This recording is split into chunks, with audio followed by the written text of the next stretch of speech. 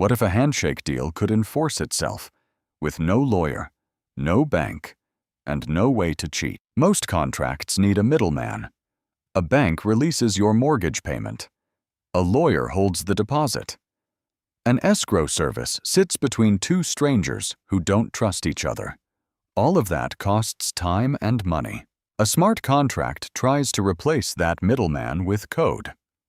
It's a small program that lives on a blockchain, and it runs automatically when certain conditions are met. Think of it like a vending machine. You put in the right amount of money, press the button, and the machine gives you the snack. Nobody has to approve it. The rules are already built in. Here's a simple example. Two people bet on a sports result. They each send their money into a smart contract. The contract watches for the final score from an agreed source, and then it automatically sends the total to the winner. Neither person can run off with the funds. Neither one can change the rules halfway through. The code is the agreement, and it's already locked in. So how does the code actually run? When someone sends a transaction that triggers the contract, every node in the network executes the same code independently. They all have to reach the same result. If the results match across the network, the outcome gets recorded on the blockchain. If something looks wrong, the network rejects it.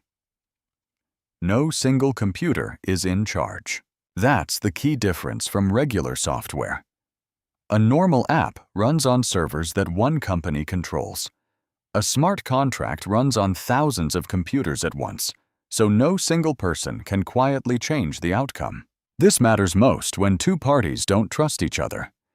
Smart contracts are already used in things like decentralized lending, where you can borrow crypto without a bank ever getting involved. They're also used for NFT sales, where the contract automatically sends a percentage of every resale back to the original creator. That rule is baked into the code from day one. But smart contracts aren't magic. The code can have bugs. If a programmer writes a bad rule, the contract will follow that bad rule perfectly. There have been real cases where flawed contracts lost millions of dollars. There's also the Oracle problem. A contract can only read data that's already on the blockchain. If it needs real-world information, like a weather result or a stock price, it has to trust an outside data feed. That feed becomes a weak point.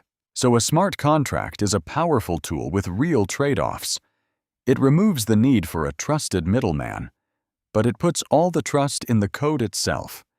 And code is only as good as the people who write it. If you're curious how blockchains actually agree on anything without a boss in charge, that's a whole other story worth exploring. If any part of this raised more questions than it answered, that's probably a good sign.